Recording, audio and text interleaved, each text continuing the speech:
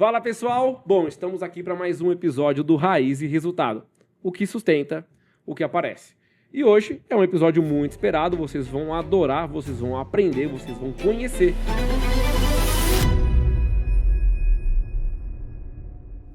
Mas antes eu preciso fazer duas propagandas, né? Até porque alguém precisa me ajudar a pagar essa conta, porque o trabalho, aliás, o bom trabalho do Wes não é barato. A primeira coisa que eu queria falar para você que precisa construir a sua casa, sair do aluguel, sair da casa da sogra, você que precisa realizar o sonho da casa própria. Saiba que você pode financiar a compra do seu terreno e a construção em um único financiamento. Não, você não precisa ter dor de cabeça de ir até o banco, muito menos cuidar do pedreiro e do material, porque a nossa equipe vai fazer tudo acontecer para você.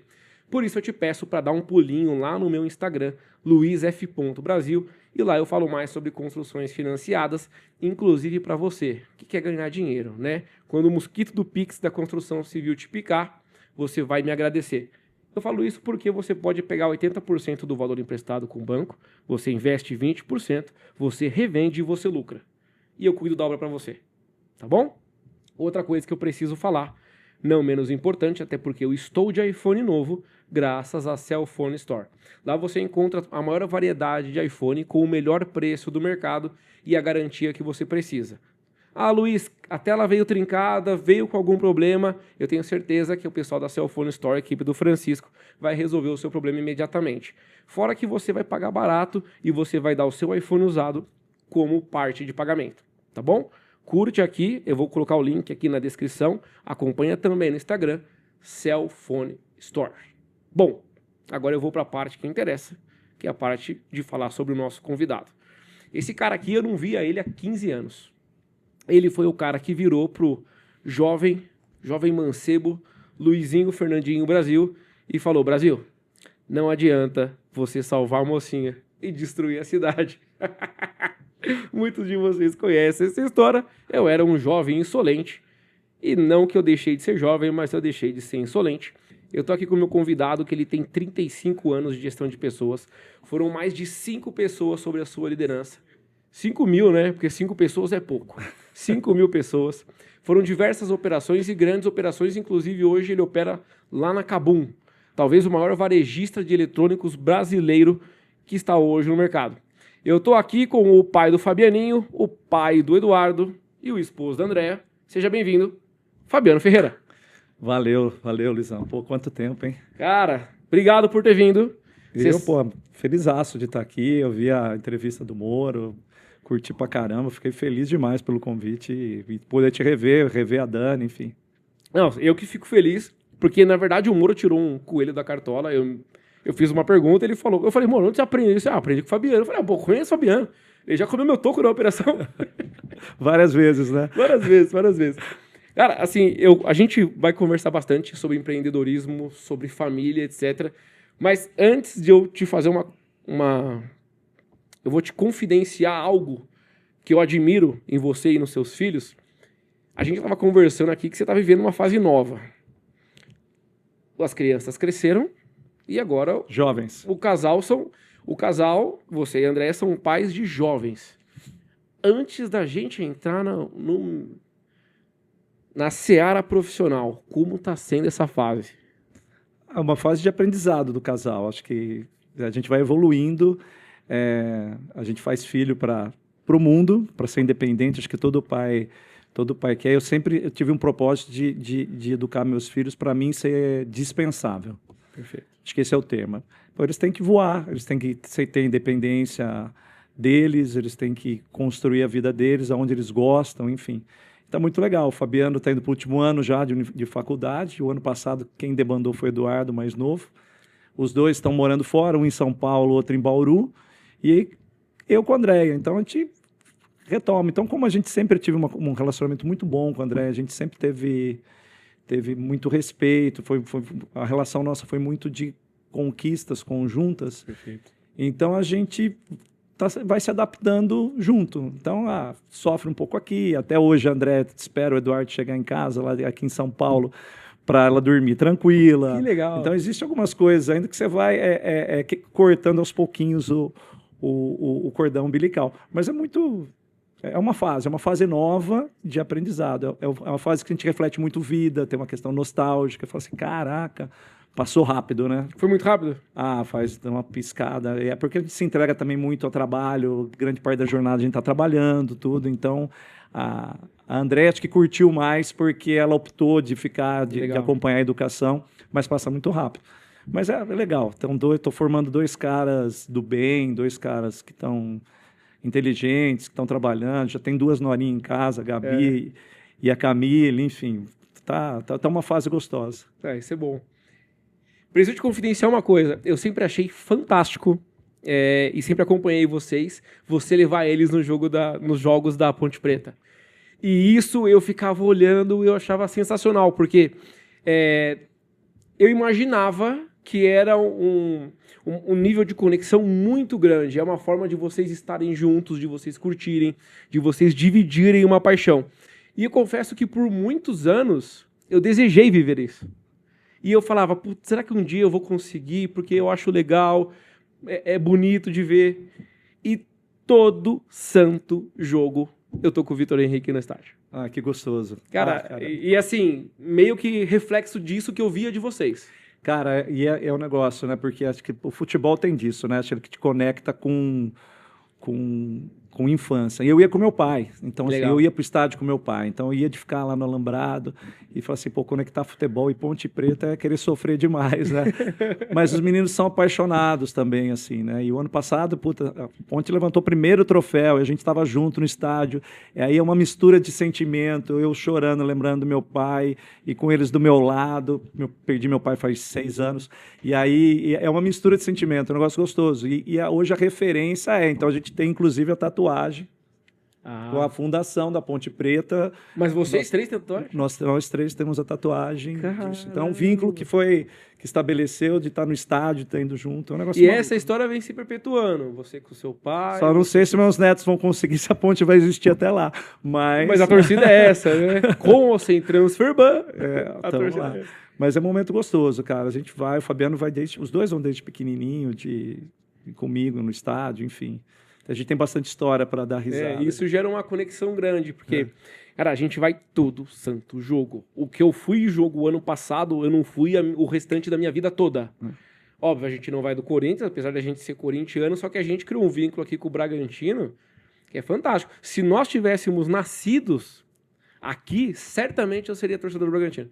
Eu falo isso com tranquilidade. É muito legal, mas é muito legal isso, né? E assim, são memórias que eles levam para a vida inteira, Luiz, porque assim, vira e mexe os meus, fala, pai, lembra quando a gente foi em tal jogo, aconteceu tal coisa? Então a gente sempre lembra de situações assim. Assim como você, quando o Fabianinho. Isso. É muito legal. Também lembro. Muito legal. Esse plantio de lembranças é muito bom. Eu vou voltar para a seara profissional, mas a raiz é raiz e resultado, irmão. Não tem resultado que se sustente sem uma raiz forte. Perto de todas as barreiras que vocês já enfrentaram. E, essa experiência que vocês vêm vivendo, confesso que eu também vou viver um dia. Mas até lá eu me preparo. Fala pra mim, Fabiano, como é que começou a sua vida gerindo pessoas numa operação? Como que era isso, sei lá, em 1990? 1900 bolinha. E bolinha. Cara, eu trabalhei muito tempo em banco. Então, quando eu trabalhava em banco, eu não tinha nenhum papel de liderança. Eu fui estudar administração de empresas.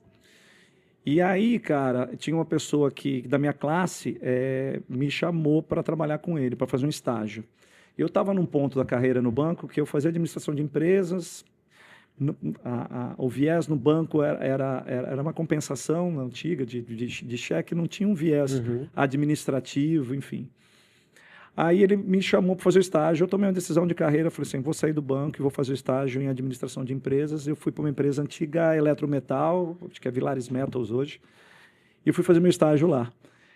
E fiz estágio com ele lá, ele acabou saindo de lá, ele foi para uma outra empresa, que era a Globo Cochrane, era uma empresa do grupo da Globo, que, aqui de Vinhedo, que fazia a impressão das revistas da editora Globo. Perfeito. E ficava aqui em Vinhedo, aqui pertinho. E aí, o Edvil, que foi assim, meu primeiro líder lá, ele acabou sendo desligado assim, com 6 meses. E eu acabei sendo convidado para estar assumindo isso. Então, novo, sei lá, meus 23, 24 anos, assumindo uma posição de liderança. E vou ser muito sincero contigo, foi muito difícil, foi muito árduo no começo. Eu aprendi muito pela dor. Eu acho que eu tinha um pouquinho aí do que você comentou, de querer dominar o mundo, dessa intempestividade, ser topetudo. E eu apanhei bastante nesse primeiro momento, de não saber ser humilde e me colocar que eu precisava de pessoas. Perfeito. E precisar de pessoas é uma troca diária. Mas começou aí, basicamente começou aí. Eu fiquei por um período curto lá, e depois eu fui para a DHL, que na realidade chamava Excel, não era nem DHL ainda. E profissionalmente acho que eu me moldei muito lá. Acho que foi uma empresa que eu me moldei, foi uma empresa que investia muito em treinamento, em desenvolvimento de comportamento. E aí foi. E eu saí do chão do armazém, né? Então eu trabalhei como coordenador de operações, supervisor, cheguei a ser gerente, saí de lá como gerente nesses 7 anos de DHL que eu tive. E lá, cara, a questão da liderança, eu consegui trafegar em todos os níveis. Então, eu precisava tratar com um auxiliar, numa linguagem simples, direta, e eu precisava tratar com um gerente, ou por vezes o diretor. E eu precisava ser mais formal, eu precisava ter esse cuidado. Então, isso foi meu processo. O que me ajudou muito, eu sempre fui um cara extrovertido, sempre fui um cara de conversar com as pessoas, de entender um pouco a fundo das pessoas.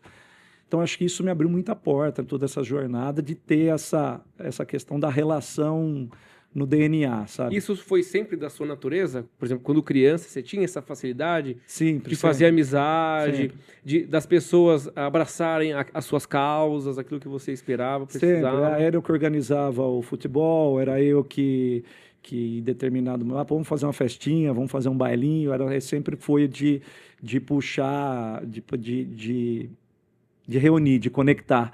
Aglutinar. Eu nunca fui assim. Eu com o André mesmo sou muito distinto. O André adora, às vezes, estar sozinho, tá ficando, puta, eu já quero estar cercado de gente, vamos fazer um churrasco, vamos sair. Para você o home office nunca vai funcionar. É mais complicado. Aí da logística, aí do home office é bem complicado, porque você quer estar perto de operação, quer estar perto das pessoas, enfim. Mas acho que foi um pouco disso. Então, acho que isso me deu bastante punch para mim vir fazendo a minha carreira. Tá com pessoas, entender as expectativas, entender que do outro lado tem um ser humano, que cada um teve uma infância diferente, teve um aprendizado diferente, exercitar empatia no dia a dia. Então, isso é possível, por exemplo, a DHL é uma empresa que ela é top of mind, pelo menos há 10 anos era, né? Em relação à logística, distribuição, armazenamento, etc. E é uma empresa voltada para treinamento. Então, ela tem esse cuidado. Mas é possível você ter esse olhar em meio a, sei lá, 300, 400, 500 pessoas? Como que você consegue disseminar isso? Cara, para todos não, mas aí vai a questão do desenvolvimento da tua liderança, do líder, fazer os layers, as camadas, cada um tem o seu time. Então, eu procuro saber do meu time a vida dessa pessoa. Tem uma gerente que tem uma filha, que ela é independente. Eu tenho um outro gerente, ele também tem um filho, eu sei que passa por um problema, tem diabetes, eu sei que acontece com a esposa. Então, acabo estreitando essa relação. E acho que isso é muito importante. Porque quando você estreita com a sua equipe estreita com a outra faixa e assim vai. E estreitar não significa, pô, beleza, eu estreitei a amizade aqui com você responde para mim e tudo bem, se sai um pouco da linha aqui, eu delata, tudo bem. Não, é saber separar, mas por vezes você sabe que determina como você age com determinada pessoa, onde você aperta.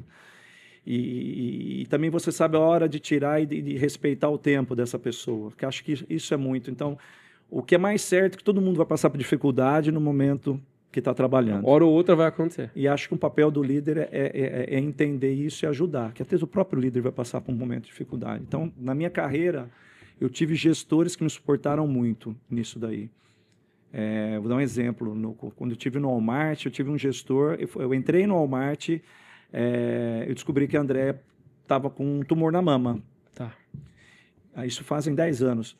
E você imagina a minha insegurança, primeiro, de chegar em casa, minha esposa passando por um problema sério, eu entrando, fazendo um movimento de empresa, entrando numa empresa nova, em segurança, se eu precisar me ausentar, mas eu tive um chefe que me suportou. Sim. Cara, não, eu acompanhei todo o processo dela, todos os exames, toda a quimioterapia. O fato de ir lá na empresa, por esse gestor pela empresa. O fato de ir lá na empresa ter uma pessoa que olhe por você, te deu liberdade, te deu condição de diminuir, não tirar, mas diminuir a barra que a Andréia passou naquele momento. Como é que ela está hoje? Está bem? Não, está tudo bem. Foi uma fase que a gente passou e está tudo em ordem, tá tranquilo, enfim. Mas foi um momento assim, difícil, que eu tive um cara que me ajudou. Você vai esquecer disso? Não tem como. Então, assim, é exercitar o lado humano no dia a dia. A gente saber que do outro lado tem pessoas, não são máquinas, né? Ou um robozinho que você vai apertar e vai fazer. Então, acho que isso, cara, de proporcionar esse ambiente de respeito e coisa e tal, eu acho que talvez foi um dos maiores troféus de carreira, que eu conseguia ter uma equipe engajada, eu conseguia ter uma equipe que estava comprada comigo, e acho que isso para mim é fonte. Eu acredito muito, Luiz, que a produtividade, essas coisas, ela não tem que ser o fator principal. Ela vem com uma consequência de as pessoas estão felizes ou não onde elas estão. A pessoa feliz rende mais? Totalmente. Muito mais ou totalmente? Totalmente. Não, totalmente. Muito mais, enfim. E ainda mais hoje em dia, né? Que a gente pega uma geração que é nova, você pega uma geração aí que diferente da minha, que era um tanto quanto mais workaholic, é uma geração que hoje preza por qualidade de vida, preza por bem-estar. Então, quando a gente cai para isso, então faz mais sentido ainda, entendeu? Foi difícil para você se adaptar a essa nova geração de liderados? 2 filhos em casa, você acaba entendendo, fazendo a leitura, né? Então, é difícil. Mas é uma geração também que, cara, tem muito insight positivo, que tem muita ideia fora da caixa. Tem muito mais facilidade de lidar com a quantidade de informações. Quantidade de informação, faz trocentas coisas ao mesmo tempo. Então, isso é legal. E na frente deles vão vir outras que vão ter características distintas, né? Vamos lá, vamos voltar aqui na nossa linha do tempo aqui. Eu crio uma linha do tempo na minha cabeça para eu poder entender e encaixar uma história. Cara, é um desenho, sei lá, que eu fiz na minha cabeça aqui, mas como vocês perceberam, minha cabeça é grande, às vezes o desenho se perde aqui dentro. Então a gente tem que se cuidar. Ó, vamos lá. Você estava na DHL, 7 anos, Excel DHL. Depois você foi? Na Penske. Eu te conheci na Penske. Foi aí. 2008. 8. Saí em 2011. A Penske, em 2008, ela vivia a severa crise norte-americana. Eu lembro... Eu não trabalhava na Penske, mas... A bolha imobiliária? A bolha imobiliária. Eu lembro que eu não trabalhava na Penske, mas eu trabalhei numa empresa que prestou serviço para a Penske alguns anos antes de eu entrar na Penske. E eu chegava lá e eu via aquele galpão vazio. Aí tinha um rapaz lá que ele estudou comigo na época. Eu falei, cara, o que tá acontecendo aqui? Cara, a crise americana. Tá devagar. Aí, tipo assim, alguns pais... Aí quando eu fui para a Penske... E eu lembro que eu entrei na Penske em 2010, na época da Copa do Mundo. Eu lembro da gente assistindo o jogo... Na arquibancada montada em pallet. Já era outro mundo. Já era outra... Assim, já tinha um monte de operações. Tinham, sei lá, umas 6 operações que eu me lembre. Tinha Sharp, tinha Samsung, tinha Officer, tinha depois Walmart.com. Tinha Walmart, tinha Sony. Sharp, acho que eram essas mesmo que tinham lá. Lá você ficou... Fiquei 3 anos. 3 anos. Por 3 anos lá. Cara, em 3 anos você conseguiu fazer com que Cara, o Moro, pra mim, ele é o melhor chefe que eu já tive, tá? Você não fique enciumado. Até porque você não era meu chefe direto. Você não respondeu diretamente pra mim. Exatamente. Né? E não respondi nem pra ele. Eu que atravessei. Eu não respondi pra ninguém. Pra ninguém. Mas foram 3 anos, mas foi numa intensidade grande, porque assim, ele veio aqui sentado a essa mesa e falou, eu aprendi com o Fabiano tudo isso. Só que, porra, em 3 anos ele aprendeu tudo isso? Como é que foi? Primeiro, como foi para você ouvir isso de um cara que você não tem hoje o dia a dia? E segundo, como é que você conseguiu transferir para alguém em tão pouco tempo algo tão impactante? Cara, eu vou ser sincero, eu me emocionei mesmo. Eu tava indo, quando eu vi tua mensagem, eu tava me deitando, tava com a Andréia. Aí você falou, vai no minuto tal e coisa e tal. Daí eu peguei ele falando, eu me emocionei. Falei, pô, a Andréia estava do meu lado, me abraçou. Falei, pô, é tão legal. Cara, para mim isso é gol de placa, sabe, cara? Das coisas que eu valorizo dentro da minha carreira é ver, não do reconhecimento, é legal saber que você espelhou alguém, isso é legal. Quando você vê a pessoa crescendo, quando você vê um desenvolvimento profissional, de carreira. Então, tem pessoas que eu conheci como auxiliar, hoje são gerentes. Tem pessoas que eu conheci como par, hoje são CEOs dentro de companhia. Então, é muito legal você acompanhar isso de perto. E, cara, o dia a dia acaba te proporcionando. Você fala assim, em 3 anos, eu sou muito de dar o feedback, eu não sou um cara muito formal no dia a dia, de dar ô Luiz, vem cá, vamos fazer um feedback aqui. Pô, tem isso. Mas, cara, eu sou o tipo do cara, assim, a gente acabar um podcast aqui, se eu entender que tem alguma coisa que é oportunidade, alguma coisa que é muito positiva, eu falo, pô, Luiz, pô, legal pra caramba isso, vai por aqui. Você não deixa a oportunidade passar. A evidência tá ali, cara, que eu acho que o fator preponderante num feedback, numa coisa assim, é você estar com a argumentação, você tá com a evidência no momento. Então você fala, pô, acho que isso, pô, matou a pau. Ó, mas se você fizesse isso aqui, será que você não podia dar esse resultado? Então, de falar isso no momento. Então, como foi muito intenso esses 3 anos na Penske, cara, foi um momento que você falou dessa bolha, e eu lembro até hoje, teve muito subsídio que o governo fez para linha branca, para várias coisas, sim, mas para linha marrom, linha de TV, não fez. Então, pô, naquela época a gente viu uma Sony gigante lá dentro e que ela foi diminuindo. Então, pô, e você com resultado financeiro, então aquela pressão por resultado, por número e coisa e tal. Então, você precisava ser duro, austero no que tange a resultado financeiro, mas ao mesmo tempo você precisava das pessoas. Então, vamos fazer mais com menos, vamos por aqui. E o Moro, a maior dificuldade dele, por ser oriental, era a comunicação. Ele sempre foi um cara... Eu falei, Moro, vai por aqui, Moro, se posiciona desse jeito. Então, a gente sempre trocava isso, qualquer tipo de reunião, trocava esses feedbacks. E é muito legal, né? Chama lá, cara, chama o Luiz lá para conversar, cara, ele tá indo muito pro lado errado lá. Puxa ele lá. Eu confesso que eu estranhei e não esperava, porque a diferença entre as camadas eram muito grandes, né? Então, você era gerente geral, se eu não estiver enganado. Isso. Eu era um novato de um assistente. Eu era um assistente novato, então entre nós tinham, sei lá, umas 5 camadas. Eu falei, o cara que é o bambambam da empresa tá me chamando lá pra quê? Ele vai mandar embora? Aí eu pensei comigo, ele não vai mandar embora, porque se eu fosse o gerente geral, eu não me prestaria a chamar o cara aqui pra mandar ele embora. Eu pediria pro RH fazer. O que esse cara quer comigo depois do almoço? Cara, eu nem almocei aquele dia. Porque você falou, depois do almoço vai na minha sala. Eu nem sabia onde era. Eu subi lá na sala, falei, onde que é a sala do Fabiano Ferreira? Aí o pessoal, tudo ar-condicionado, todo mundo arrumadinho, eu lá com a minha roupinha de operação, né? É aquela sala ali, espera ali. Eu não tive coragem de acender a luz, que eu falei, vou acender a luz da sala. E aí, quando você me deu aquele feedback, e foi exatamente dessa forma, nada formal, porque antes de você me comer o toco, você quebrou o gelo. Quem é você? O que você pretende fazer aqui? O que você espera da gente? Primeiro você quis saber quem era o ser humano que estava lá, para depois você falar, porra, para de me dar trabalho. E para mim foi muito bom. Por quê? Porque foi o tipo de comunicação que para mim é rápida. Eu absorvo rapidamente. Falei, poxa, beleza, não precisei de conflito, não precisei de impacto. Mas não é todo mundo que tem o dom de pegar um feedback, absorver isso e falar, no mínimo ele está com uma visão errada minha. Eu preciso mudar. O feedback serve para isso, porque você não vai estar certo de tudo. Mas o mínimo é por que ela está com essa visão. Tem uma oportunidade de você melhorar, entendeu? Na pior das hipóteses, eu estou me comunicando mal.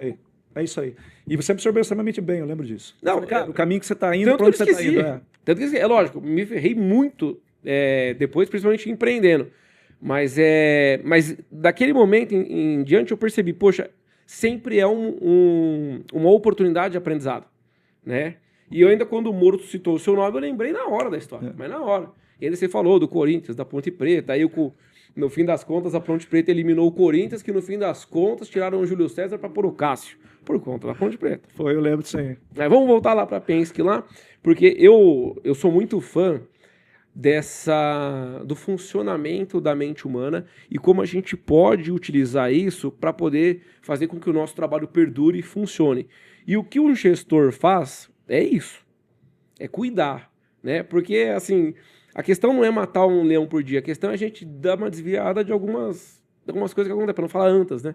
Para não falar antas. E você fazer com que a equipe tenha também essa nossa, parece que é um rap aqui, esse mesmo olhar de você ter um caminho, um farol, um norte, né? Vamos fazer esse ciclo aqui que eu tenho muitas dúvidas sobre a gestão de pessoas, principalmente nessa troca de gerações. Da Penske que você foi para? Da Penske que eu fiquei por 2 anos na Mars. Foi sair com o Mars do Paulo, Brasil. me chamou para trabalhar lá, com o Paulo Mendes. Paulo Mendes, lembro. Eu acabei indo para Mars, fiquei por 2 anos na Mars. E também foi bastante aprendizado, porque a Mars já era uma multinacional, a Mars era uma indústria. Já não era um prestador de serviço logístico, era uma indústria. Era uma indústria com um ritmo diferente de um operador logístico. Operador logístico, se você não toma uma decisão rápida e reverte alguma coisa, você tem um desequilíbrio financeiro. Perfeito. A indústria, vamos falar o seguinte, no dia a dia o operador logístico precisa ser um jet ski para dar uns 180 graus. A indústria, ela é mais lenta, a indústria seria um transatlântico. Perfeito. Para fazer o 180 é um movimento mais lento. Então, eu tive muito que me adaptar com essa questão dessa curva ser mais lenta. Menos velocidade e mais assertividade. E aí entrou muito, foi um período da minha carreira que entrou muito a questão de relação com as outras áreas. Então, se tinha algum projeto, o que antes eu fazia, dividia talvez com o Paulo na época, ou com o meu líder, não, vamos, executa. Lá não, lá eu precisava estruturar, eu precisava vender isso para os meus pares, para ir para uma reunião de board para estar validado com essa diretoria executiva. Então, Ou seja, a decisão não era tão rápida e para um cara que está acostumado com uma alta velocidade... Foi muito aprendizado. Quer ver um outro que eu tive lá? Você teve que dar uma acalmada nos ânimos. Teve um outro que foi pior, cara, porque a gente terceirizou uma armazenagem e a logística lá. E a gente definiu um player aí e, vamos começar a operação? Vamos.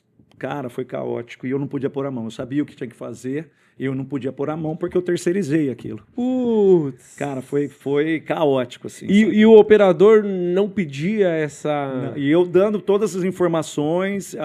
Bom, o projeto foi por um canal errado, foi para uma área errada dentro dessa empresa. Enfim, depois de 1 ano e pouquinho, a gente fez o phase-out e migrou para um outro operador. Daí fluiu.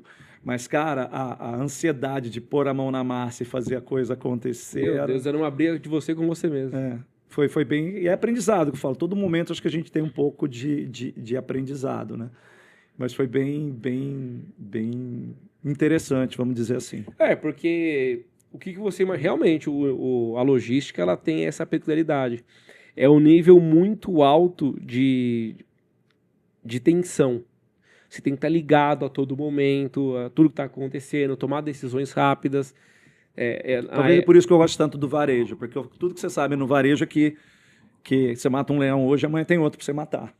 Então, a margem é pequena. Isso te desafia. Desafia. Isso te desafia. O e-commerce me desafia, cara. Eu na Penske tive a primeira experiência com o Walmart.com. Uhum. Depois da Mars, eu fui para o Walmart. E eu fiquei por lá por 2 anos. Aí a Walmart acabou encerrando a operação no Brasil, né? E aí, cara, aí eu fui picado mesmo pelo mosquitinho aí do varejo, do e-commerce, cara. Foi uma baita empresa para trabalhar e eu participei de toda a operação dentro aqui de Cajamar. Uhum. Depois eu fui, no momento final, tinha ido para Minas para cuidar também de 2 operações. Fiz bastante amigos lá. Acabei também saindo de lá formando 2 gerentes, um para cada operação, uma para Minas, outro para aqui para Cajamar. Então, assim, puta, foi um momento bem legal. Mas o varejo é encantador, assim, cara. Eu particularmente adoro. O que mais chamou a sua atenção no varejo? Você falou, puta, aqui é meu lugar, daqui eu não saio. Cara, é por causa, cara, você matou primeiro que ele é muito informal. Eu sou um cara informal. Então, assim, você tem que ter processo, mas, cara, você tem que tomar decisão muito rápida, cara. A gente, por exemplo, hoje no Kabum, cara, a venda, cara, você tem que estar com ela dia a dia. Então, se ela saiu, pô, o que você pode fazer? Puta, eu preciso melhorar prazo aqui, não, vou tacar preço ali, eu vou criar alguma ação de marketing para atacar. Você tem que um dia após o outro inovar para matar um leão, literalmente, cara. Então, isso é muito legal, cara. Na logística, você encerrou o dia, pô, tô com o nível de serviço 99,9. Beleza, dia seguinte você fez 80, Já tá caiu bom. por terra. Porque você sabe que vai ter cliente lá na ponta impactado. Cara, a gente expede 12 mil pedidos dia.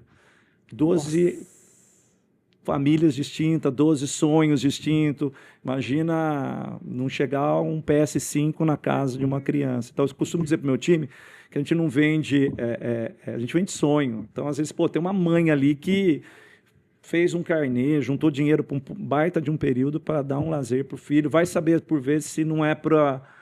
não tem uma condição de ter alguém cuidando, é para a criança ficar em casa e o videogame é para entreter e ficar lá. Então, cara, é muito maluco essa história para engajar faz parte do dia a dia da operação? Faz parte de você plantar, né? Porque, pô, eu não estou separando caixa.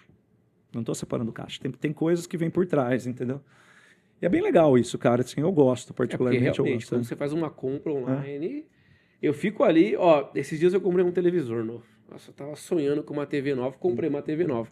Mas toda hora eu ia lá atualizar para ver se já tinha saído de um lugar. E depois, como eu tive experiência de logística, eu falei, será que a caixa foi, o cara não bipou a caixa e não tá vindo a informação para mim? Então imagina a quantidade de... Gera uma ansiedade natural, né? Natural. E ainda mais no dia de hoje. Quando... E essa geração nova, imediatista? Não tem nem como. A gente ainda, beleza. Qual que é o meu problema? Meu problema é só expectativa e frustração. Beleza, tá marcado que vai chegar na quarta. Mano, antes da quarta eu não vou sofrer. Na quarta eu vou ficar na porta de casa esperando o cara chegar. Então, paciência. Agora eu fico imaginando como que essa cadeia funciona para que a minha expectativa seja atendida.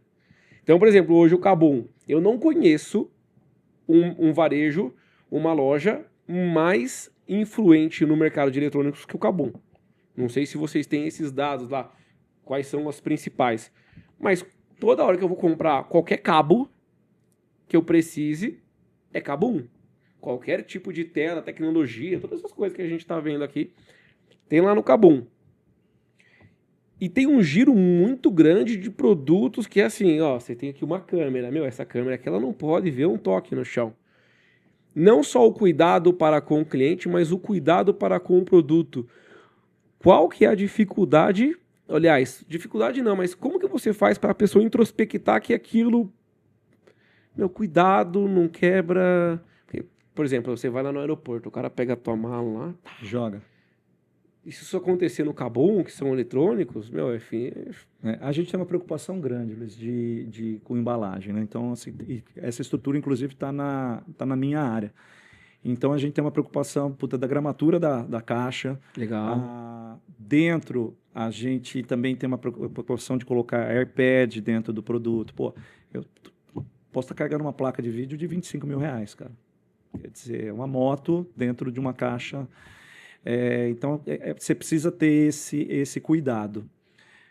Mas isso não e que ela seja resistente para, se um cara derrubar uma caixa, acontecer alguma coisa no processo, que pode acontecer, ela chega intacta. E, cara, foi muito legal. A gente tem um case dentro do Kabum, foi muito legal. Ano passado foi lançado o Nintendo Switch. Perfeito, 2. E a gente participou, a gente com não vou falar o nome para ser antiético, de 2 players generalistas do varejo, grandes. E, cara, a gente fez uma mobilização, cara, muito legal. A gente fez um projeto junto com a Klabin. A gente fez uma caixinha com o Ninja dirigindo um kart. Ah, legal. Quando você abria a caixa, tinha o semáforo, here we go, Tá. falando Do Mario Kart. cara. E a gente acabou descobrindo, a gente foi aprendendo, não foi isso premeditado, a gente queria fazer alguma coisa diferente. E cara, quando pra você ter uma ideia, a carreta chegou no CD 10 para meia-noite, a gente abriu ela 00:01, porque o lançamento estava marcado para esse dia. A gente já processou dentro do CD de Viana parte já durante a madrugada. Isso a chegada do videogame. Do videogame. Que era o lançamento. Chegou o videogame, a gente conferiu, etiquetou. Você teve que esperar virar o dia para você poder abrir a carga? Quando é lançamento grande desses games, esse ano todo mundo espera aí o GTA. O GTA. Né? O GTA. Mesma coisa, se o caminhão chegar 10 da noite e o lançamento for amanhã, você tem algumas regras. Você tem que esperar da meia-noite? Tem algumas regras. Que loucura. E aí, cara, eu descobri que quem gosta de Mario aí, de Nintendo, cara, o cara é muito mais aficionado que um cara da Sony ou da Xbox. Tá. Cara, a gente, no dia seguinte, já pipocando, pô, cadê o meu, cadê o tracking, cadê não sei o que tem. Bom, enfim, resumindo, a gente recebeu na madrugada. Durante a noite, a gente já fez os embarques para alguns influencers. Por exemplo, o Thiago Life estava recebendo, era 10 horas da manhã, na casa dele em São Paulo, e já recebi o meu. E aí a gente começando a ter mídia orgânica mediante disso, e a outras de influencers nossos. E a gente fez um negócio diferente.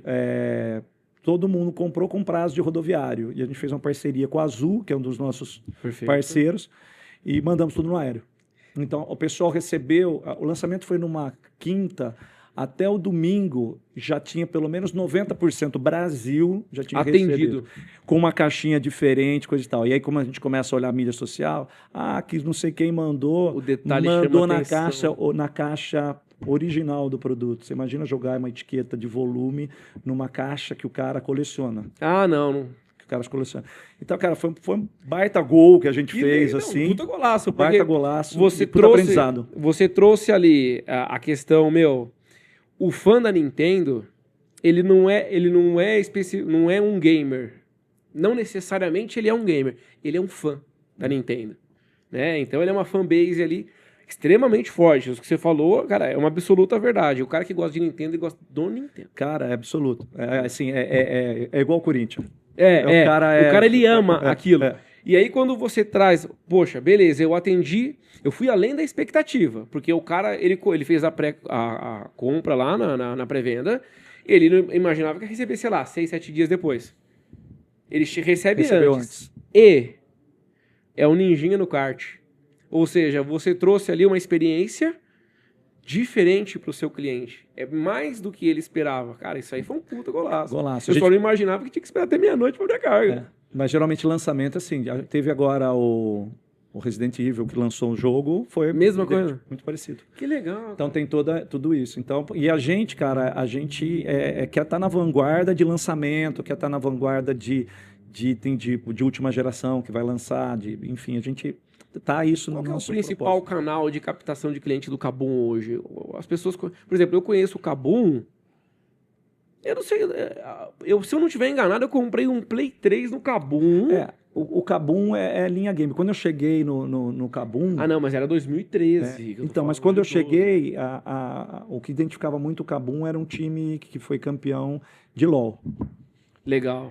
O Kabum tinha a parte de esporte, teve um time, então meu filho falou, não, pô, já foi campeão. E eu falei, mas que Kabum? Meus filhos piravam mais na época do que quando de conhecer. Então hoje, o canal que ele usa muito... Ou seja, quando você falou que você ia jogar o Kabum, é tipo, meu pai vai pra Ponte Preta. Tipo isso. Eu não sei se era ponte, mas acho que estava num patamar maior lá. Mas ele hoje consolida muito com a chegada do grupo do Magalu, indo para quase 4 anos, né? Aí eu acho que começou a aumentar. Então hoje a gente tem já teve 2 lojas físicas, tem uma loja de open box na Marginal Tietê, e tivemos agora a gente está na Paulista, na Galeria Magalu, bem no antiga Livraria Cultura. Tá. Então agora a marca começa a ficar palpável. Então a gente está expandindo para a loja. Então teve algumas mudanças. Então, ou seja, você também hoje na sua função, você também cuida dessas estratégias não só operacionais, mas também você já foi para o lado assim, de expansão da empresa, expansão da marca. Pô, essa questão da caixinha é marketing puro. Mas foi feito em conjunto, não sei quantas mãos junto. A gente falou, pô, vamos fazer algo, vai ter um lançamento, vamos fazer algo especial? Vamos. Chama o time de marketing lá, o Guriel, o Guigo. Chama o Guigo. Vamos fazer a caixa, começa a desenhar. O Risse, que é do meu time, a parte de desenvolvimento de embalagem, chama um parceiro nosso, a Clabin. Clabin, tá nessa junto? Tá, vamos fazer uma caixa assim. Cara, o fornecedor me ajuda a criar um negócio novo. O lançamento é a gente vai fazer uma produção. E a produção dele, cara, não foi numa linha normal da Clabin, foi numa linha muito mais manual, vamos dizer assim, personalizada. A gente fez, sei lá, foram 4.000 consoles, a gente fez tudo numa linha manual. Ou seja, eu te conheci num gestor mais operação e hoje você veio para uma função mais estratégica. Isso aí. Qual foi o seu maior... resto de cabelo mas qual foi o seu maior desafio nessa transição? Largar da operação. Foi doído? Como é que foi? Tá tão próximo. Foi no Kabum, né? Porque no Kabum, quando eu saí da Coinagel, eu fui para o Kabum numa posição de diretor para estruturar a área. E, cara, a maior dificuldade está longe da operação. Por gostar de estar com gente, por gostar de estar no dia a dia, no ambiente. Trabalho. Então, eu tive que desenvolver a questão da estratégia. Esse foi vem sendo meu grande aprendizado, desenvolver a estratégia. Então, você sair do operacional, então estruturei uma área hoje com 4 gerentes que tocam o bumbo da área da logística para mim, e eu tenho que olhar para frente do negócio. Então, eu tenho que olhar, eu tenho que corrigir rota, falar, vamos para cá, vamos para lá. Ou seja, a sua cabeça hoje... Alinhado com o que a empresa quer. Não é a cabeça do cara que vai fazer... Não é a cabeça do gestor que está pensando na entrega, se é D0, D1, D2. Não, como é que eu vou fazer para que a empresa cresça, para que a empresa fique mais sólida, para que a empresa traga outros nichos. O que eu vou fazer para diminuir meu prazo de entrega? O que eu vou fazer para garantir que meu cliente tenha uma experiência de compra, uma jornada de compra legal? Uma das coisas que a gente está trabalhando muito agora eu não quero o produto, comprei esse microfone, não gostei dele, quero devolver. Como fazer isso ser fácil? Todo processo de reverso é um processo mais complexo.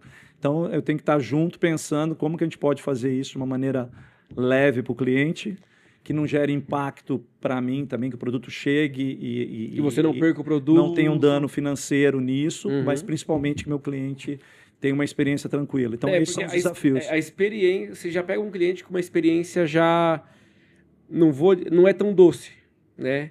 Eu comprei, vou precisar devolver. Aí o cara não vai querer devolver, não vai querer receber. Isso é bom que se olhe para esse lado, porque realmente, qual que é a margem de retorno hoje? A cada 10 produtos que eu vendo, quantos voltam? A cada 100 produtos, quantos voltam? Menos que 2. Um pouquinho mais que 2. Mas essa é a média, acabou. Não chega a 3, Eu estou construindo igual você, não te conto essa. Você vai vender? Eu estou na minha, estou vendendo e estou fazendo uma outra para vender. Tá, sempre para vender? Para vender. Precisa Eu moro um período e vendo. Agora essa eu estou fazendo com ele de meio, já é só para vender. Tá. Você tá vendo o Wes? Já é o segundo que trabalha com venda de obra. Eu falo para você. E o Alex foi o cara que construiu minhas 3 casas. Ótimo. Um cara extremamente de confiança. Ele fez a primeira, aí na segunda casa, que foi essa minha, de novo, a primeira me deu acho que uns 30%. Aí eu vendi bem um pouquinho antes da Covid. Aí estou nessa que eu estou agora. E estou fazendo essa outra. Só está pronto o mês que vem. Você construiu, morou, revendeu. Aí estou nessa. Aí qual que é a pegada de você morar um tempo na casa? Cara, porque no test drive? Porque eu não tinha ideia de fazer. Eu estava construindo para mim. Quando eu vi que deu rentabilidade, eu falei, vou vender. Ela não foi gerada para isso. Entendi. Aí eu fui no dia primeiro, vim para essa. Aí eu comichão de novo, porque casa também é um negócio assim, se eu fiz a primeira. Morei um ano, vendi, falei, vou melhorar, né? Então, eu peguei o mesmo layout quase, vou melhorar aqui, ajustar aqui. Você pegou aquela experiência que você passou, os aprendizados são esses, eu vou melhorar. Aí fui no mesmo arquiteto, que barateia, porque eu quero coisa meio parecida, o cara já me conhece. Já facilita a vida. E nessa eu fui com ele, porque eu estava morando, eu já comprei um terreno de meio com ele, falei, vamos fazer isso aí de meio. Tá ficando pronto agora. Cara, excelente. Quando ficar pronto para vender, me avisa. Vou fazer uns vídeos lá pra gente poder vender. É lá no Swiss Park. Conhece ali em Campinas? Conheço. Já passei na frente. É ali. Nunca entrei. Eu tô morando lá e eu tô construindo a outra no mesmo. Excelente. Eu te aviso. Sim. É um ramo, cara, muito bom. A gente tem... Eu espero que aqueça de novo, né? Principalmente a casa de alto padrão teve restrição de crédito. Teve restrição de coisa. crédito. Caiu esse ano, mas caiu esse ano por um motivo óbvio, né? É ano eleitoral. Então, assim, a gente não sabe como vai ser o ano que vem. Só que esse ano, o banco tá derramando o orçamento. O Minha Casa Minha Vida, por exemplo, vai ter um teto. Não, ano eleitoral, o cara vai ter que ter uma atitude populista. Eu não vou falar pra você que eu vou votar no Lula. Não voto. Não é o perfil, me perdoem você que é petista e tá assistindo, mas paciência. Eu não voto no Lula. Mas eu não posso negar que o Minha Casa Minha Vida fez que o nosso trabalho alavancasse. Assim, a nossa meta, ano passado eram 8 casas, a gente fez 13. Esse ano, nós estamos em março, já foram 5. Então, assim, tá voando, cara. Tá voando. Só que é um outro público. É outro público. A gente trabalha um público, assim, é o cara que tá... Primeira casa, é o casal que vai casar agora. Não é um público médio-alto. Mas resumindo, cara, esse é o meu plano de aposentadoria. Eu direcionei. Mas você é um cara que você não vai conseguir se aposentar. Não, eu acho que vai. Muito difícil. Mas vai descansando, cara. 5-4, acho que tem. Assim, mas eu vou me coçar sempre, porque assim, em casa eu não consigo ficar fim de semana ficar parado. Então. O pouco que eu te conheço, eu acho muito difícil que você consiga. Você é o tipo de cara que tem que ir no terapeuta para conseguir descansar, porque a sua cabeça não para. Isso é uma verdade. Então, assim... E o ramo sono é problema, enfim. O domingo é um problema. Não, eu fico fuçando em jardim, fico fuçando em casa. Eu vou usufruir daquilo que eu conquistei. Você não consegue, porque você tem... Puta, amanhã, como que eu vou resolver aquele negócio? Como é que eu resolvo isso aqui? Mas o ramo da construção civil, pessoal, ficou meio desconexo aí, mas relaxa, esquenta a cabeça não, você vai aprender também. O ramo da construção civil... Eu tava crente que ia ter um corte aí. Nada, não, que corte nada, eu só peço pro Wes cortar. Cara, você não sabe esse dia, eu vou contar pra você em primeira mão. Me veio aqui o seu Edemir Pinto, ele foi presidente da Bovespa por 22 anos. Ele que transformou a Bovespa em B3. Ele tem o Pequeno Mundo aqui, que é uma instituição... que inclusive se a Cabom tiver algum tipo de trabalho voltado para o social, eu queria apresentar vocês lá. Legal. Você para eles. Eles têm uma instituição que é uma espécie de Senai, a Casa Pequeno Mundo. É como se fosse um Senai 2.0 voltado para criança carente. Então lá eles têm cozinha industrial para dar aula de gastronomia, eles têm um espaço enorme para dar aula de estética e beleza, eles têm TI, tecnologia da informação. Legal. Eles têm um galpão enorme para ensinar reforma e construção civil para as crianças. Quais são essas crianças? Crianças de abrigo, crianças de orfanato, crianças que a família ganham menos de R$ 3.500 mensais. Lá eles cedem transporte, alimentação, que legal, hein? Conhecimento técnico e o conhecimento chamado trilha da vida, soft skills. Comportamento, acompanhamento psicológico. É um trabalho maravilhoso. Eu estava com esse pessoal aqui, conversando. Daqui a pouco eu não me solto uns cidadãos aqui na câmera, cara. Aí minha mãe é professora. Eu falei, ué, do céu, corta. Minha mãe vai saber agora. Corta os cidadãos, senão minha mãe me mata. Aí eu pedi pra ele cortar. Agora, quando acontece essas coisas, que eu não corto não, porque as pessoas têm que saber que isso aqui... Aí quem paga o mico sou eu, tá beleza? Não, paga o mico nada. Você não falou os cidadãos, pô. Telefone tocando, devia ter cuidado de desligar. Não dá nada. Só fala, Alex, daqui a pouco ele retorna pra você, irmão, e vamos vender essa casa aí. Mas o ramo da construção civil, eu sugiro todo mundo que queira, não digo aposentar, mas que queira uma vida melhor e menos acelerada, invista.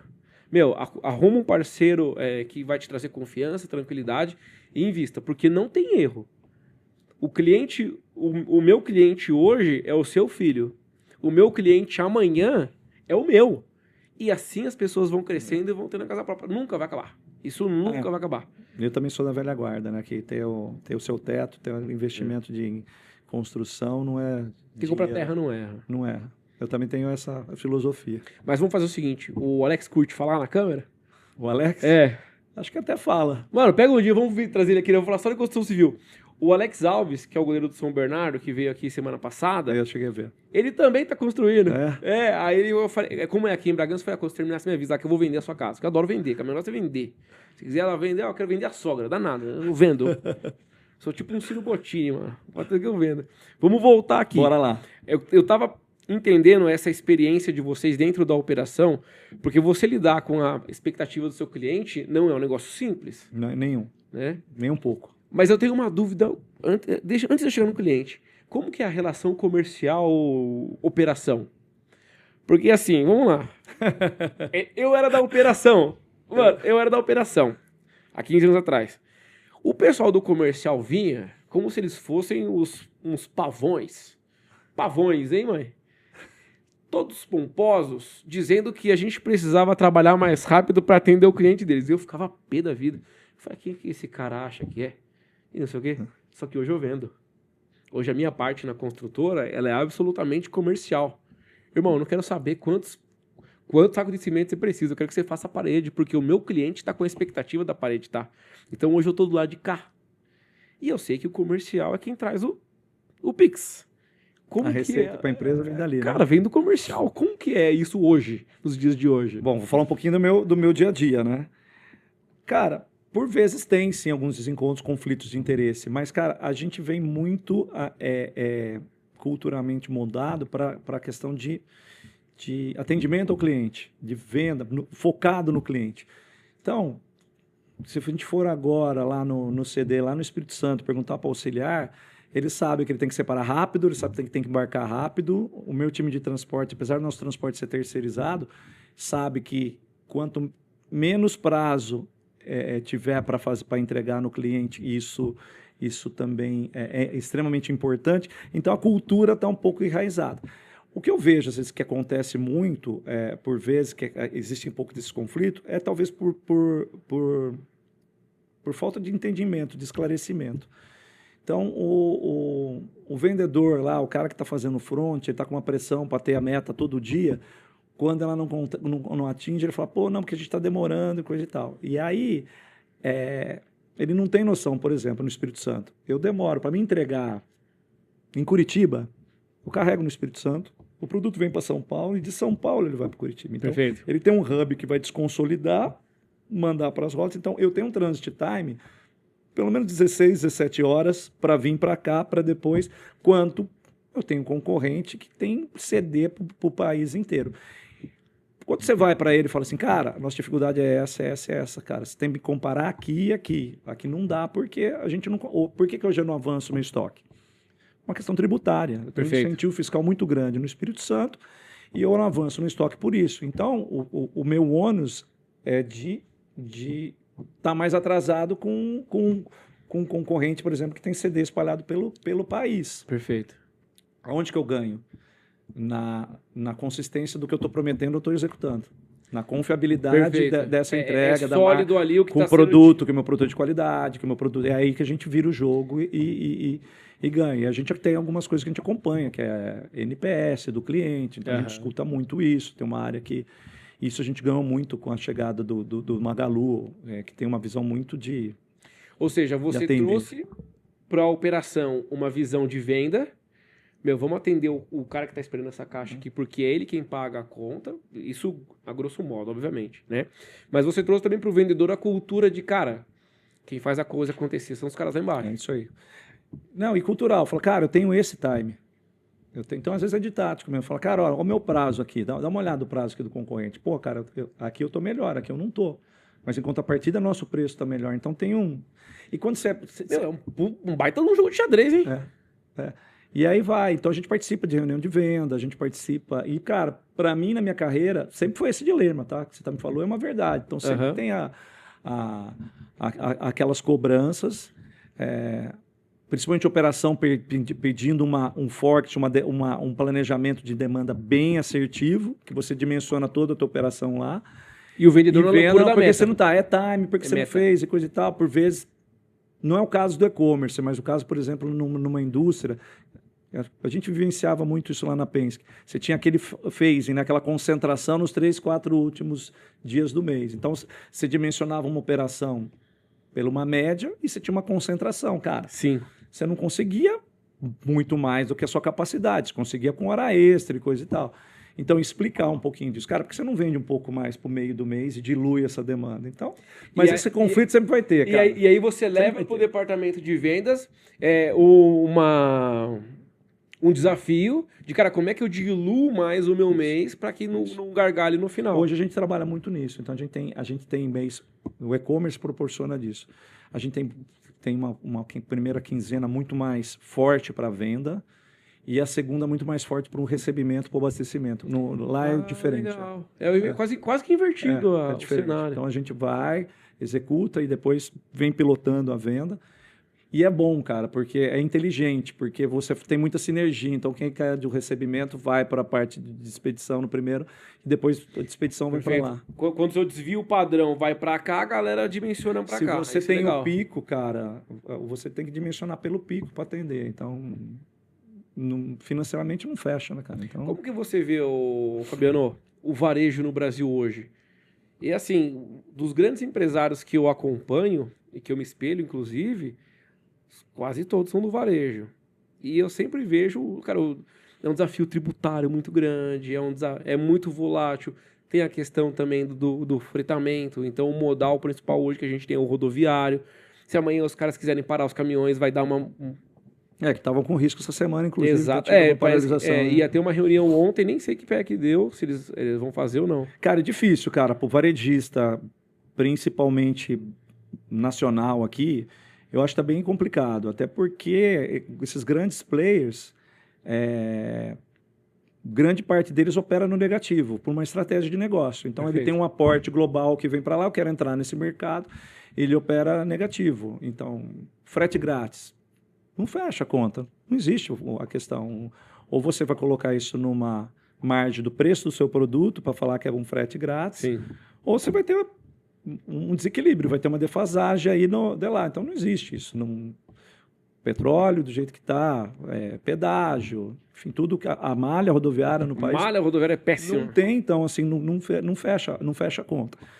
Então, eu acho que está muito difícil, fora todas essas nuances tributárias que você comentou. Então, vários leõezinhos por dia. Essa dificuldade externa, ela impacta o dia a dia de vocês dentro da operação ou não? Vocês ficam blindados em relação a esses movimentos? Não, totalmente antenado.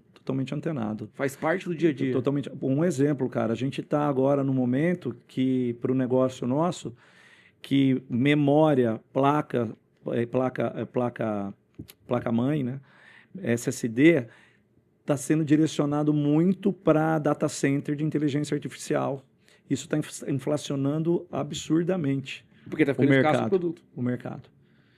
Tá ficando escasso porque o cara vai vender para onde ele vai ganhar mais. Ele canalizou ali. Canalizou. Então, é um ponto que a gente acha que o mercado não vai se equalizar nesse ano ainda. Isso talvez o ano que vem. E aí você tem 3 ou 4 players no mundo que produzem. Nossa! Mas é um pouco cíclico, porque volta em 2008. Não sei se você se lembra o que era, que a gente estava falando de Sony e outros... Samsung, na época, e LG, que a gente tinha no mesmo CD.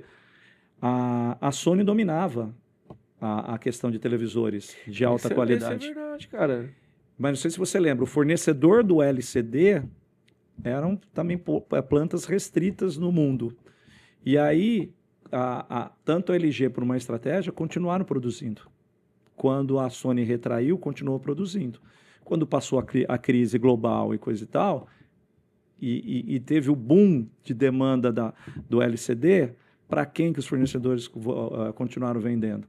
Para a LG e para a Samsung. E acho que foi aí, principalmente no Brasil, que teve uma decadência. Teve uma queda vertiginosa. Você ia numa fast shop, isso é verdade. A Sony sempre colocava hoje num grau a mais. Hoje é Samsung. Eu falo que eu pesquisei muito antes de comprar uma televisão em casa e assim... É imbatível a qualidade. Eu acho que a virada foi nessa época deles aqui, a Samsung e a LG, de dominar. E não sei se você lembra, você estava comentando da época da... Eu lembro muita coisa, foi uma memória muito boa. Da Copa, que a gente punha aquelas televisonas, né, lá embaixo, a gente punha uma Sony e punha as outras, e tinha até inclusive uma diferença de qualidade mesmo na época. Não tem mais, né? E o preço, e a competitividade, enfim. Então você precisa ficar antenado. Resumindo, você precisa ficar antenado em tudo que está acontecendo. Caramba, isso deve ser um desafio grande, porque a movimentação externa não é o que acontece com você, é como você reage com o que acontece. Isso aí. Porque você não tem assim, nenhum tipo de ação que você possa a fazer sobre o externo.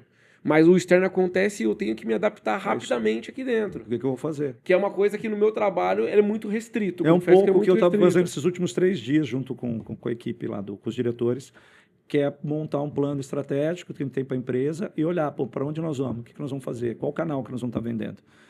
Vamos continuar ainda para o cliente final, vamos começar a vender para a empresa. Então, são algumas decisões que a gente começa a tomar estrategicamente para a manutenção do negócio. A questão eleitoral atrapalha alguma coisa no trabalho de vocês ou não? Não necessariamente. Não, acho que não, necessariamente não. A gente acha que Por exemplo, ano, esse ano, por ter eleição... É um ano que vai estar... O mercado vai estar um pouco mais agitado, né? Porque assim, a gente tem... É um ano de eleição, é um ano que a gente está com problema com a questão de combustível por causa da guerra. Sim. É um ano de Copa do Mundo. Copa do Mundo, todo mundo troca de televisão. É um ano que... mas o Cabum não vende. Cabum não vende mais TV. Eu confesso Quer que... dizer, nós até vendemos mais por parceiros nossos, por sellers. Então, por exemplo, se você entrar lá, tem o Magalu tá vendendo dentro do Cabum. Mas a gente A operação de vocês está no sortimento para os nossos clientes, mas a gente não... Fisicamente, a gente não opera com televisão. Essa história de TV em Copa do Mundo é coisa sempre Toshiba comercial, viu? Porque eu não lembro em casa, meu pai e minha mãe ficar trocando TV em Copa do Mundo, não. Mas eu tenho isso, eu e muitos brasileiros temos introspectado que no Copa do Mundo tem que trocar de TV. Eu troquei, mas não foi por causa da Copa, não. Foi porque eu fiz uma venda aí e eu quis trocar a televisão. Fabiano, dentro da sua operação, cara, eu tenho muita curiosidade. Eu falei pro Wes aqui, eu tenho uma ideia na minha cabeça. Um dia eu vou montar um programa pro YouTube e eu vou... Você lembra do Rá-Tim-Bum? Lembro. Rá-Tim-Bum. O Rá-Tim-Bum tinha um quadro que era assim... Viu como se faz? Aí eles contam a história de como é feita alguma coisa. E passa as imagens na fábrica. Aí eu falei pro Wes, acho que eu vou fazer um programa de YouTube. Aí, por exemplo, eu vou lá na operação da Kabum, aí eu fico te fazendo as perguntas, você fica explicando e ele fica filmando. Porque eu sou muito curioso, cara. Demais de curioso. Será bem-vindo. Não, deixa eu... A hora que eu conseguir acertar isso com o Wes também, porque não dá pra gente fazer tudo, né? Porque eu tenho muita ideia, mas também não dá pra executar tudo. Lá dentro da sua operação... Como é que você consegue enxergar? É uma dúvida que eu tenho, por quê? Porque no meu trabalho, no dia a dia, nós somos em 8, né? Indiretamente, nós somos em 30, contando ali o pessoal da mão de obra, os agentes externos e tal. Não é tanta gente. E também não tem tanta gente nova na construção civil, né? Como que é, dentro da operação de vocês, essa torre de Babel, em que a linguagem é diferente? Então, por exemplo, eu tenho lá o meu diretor que ele tem 54 anos, ele tem um tipo de visão, ele vem de uma geração, aí o meu gerente, de repente, o meu supervisor é um cara mais assim dos 30 aos 40, e, tá chegando um Brasil lá de 18, 20 anos que não respeita, não é que ele não respeita, mas, o cara é bom de trampo pra caramba, mas pra ele ouvir o que você fala é difícil. Esse aqui é o cara há 30 anos atrás, 20 e poucos anos atrás. Gente, eu tô falando de mim, tá? Pelo amor de Deus. Cara, a diversidade pra gente, pra mim, sempre foi legal, sempre foi um desafio. Cara, se você tem um norte, se a empresa tem uma preocupação de dar o norte, porque que ela quer para execução, e isso é rolloutado para a gerência, isso automaticamente se permeia para todas as áreas da empresa. E cada um sabe, efetivamente, o seu papel. Então, como que a gente faz isso hoje? Que a gente garante que isso está? Então, por exemplo... Todo mês eu faço uma reunião de resultado. Então, eu falo sempre como foi o mês que passou, como que vai ser o mês que está vindo pela frente, quais são as volumetrias, como que foi o inventário, como que ficou tudo que fez. Então, assim, a pessoa não entra lá falando assim, onde que eu estou? Então, assim, ela sabe que o histórico, tudo que foi feito e o que vai ser feito no mês seguinte. Então, isso já dá um norte. Perfeito. Agora, a própria operação... ela faz reuniões a gente chama de reunião de largada, ela faz uma reunião de largada onde o supervisor, o coordenador chama a equipe e fala, pessoal, a carteira está assim, tem tanto, o nível de serviço ontem fechou em tanto, então diariamente ela vem conversando, mas no dia a dia, o que a gente falou lá atrás, os problemas, que o Luiz está com problema com o filho, que o Moro tem um casamento para ir, vai precisar se ausentar, é o líder que faz o front, que é o cara que trata nisso. E aí que acho que é o pulo do gato. Então, as pessoas precisam entender que tem vidas fora da terra. Fora dali. E aí ela precisa muito, acho que é muito no dia a dia dessa troca. Então, cada líder é diferente, cara. O que eu vivi de infância foi diferente do que você viveu. Sim. Então, exercitar a empatia, de se colocar no lugar do outro, acho que é extremamente importante. Ou seja, Pra o isso. fato da gente ter no Cabum, de vocês terem no Cabum uma cultura forte De pessoas. de pessoas, isso é top-down. Isso não Sim. funciona de baixo para cima, isso funciona de cima para baixo. Isso. Inclusive, a gente É. mede ambiente. Uma vez por ano, a gente tem um indicador de ambiente. Se as pessoas estão felizes lá, se elas têm oportunidade. A gente tem um indicador de ambiente dentro da Para operação. quem está aqui, de repente, conseguir ter luz do que está Isso acontecendo aí, aqui. por área, por gestor. Que a gente acredita muito, cara, tem todo um papel da empresa, mas tem muito papel do gestor no dia a dia. E é comum você ver isso. Então, assim, você tem um cara... A gente mede o departamento e mede a empresa como um todo. Então, você pega... E aí você mede por liderança. Então, você percebe, às vezes, tem liderança que tem uma certa dificuldade junto com a equipe. Então, ou tem líderes que têm uma nota muito alta e da empresa mais baixa. Tá. Que são líderes também que, pô, não sou eu, é a empresa, que se esconde atrás da empresa para fazer a gestão. Então, são oportunidades que... cara, porque um dos principais papéis do líder que está lá é defender a pessoa, um cargo de confiança dentro da empresa. Ele tem que ter muito claro o que ele tem que rodar 2 pratinhos, né? Então, tem que ter execução, tem que estar a empresa. No fim do dia, a empresa tem que dar lucro. É o que sustenta o salário de todo mundo. Perfeito. Lá. Então, ele tem que equilibrar. Eu acho que o equilíbrio, e é a dona Andréia que fala sempre muito disso, o equilíbrio é o que domina o dia a dia, eu acho. Tem que ter essa ponderação. Qual que é o maior desafio que vocês têm hoje dentro do varejo? Dentro desse sistema que vocês têm? Porque, assim, pelo que eu estou entendendo, a sistemática por trás daquele site, porque até então eu só conhecia o site do Cabum. E agora eu estou desenhando aqui, conforme a gente está conversando, o funcionamento, lógico, de forma muito leiga, mas existem ali alguns processos e tudo mais. Qual que é o desafio que você fala, putz, se eu vencer isso aqui é porque a gente realmente está bem? Cara, Pega vocês hoje lá.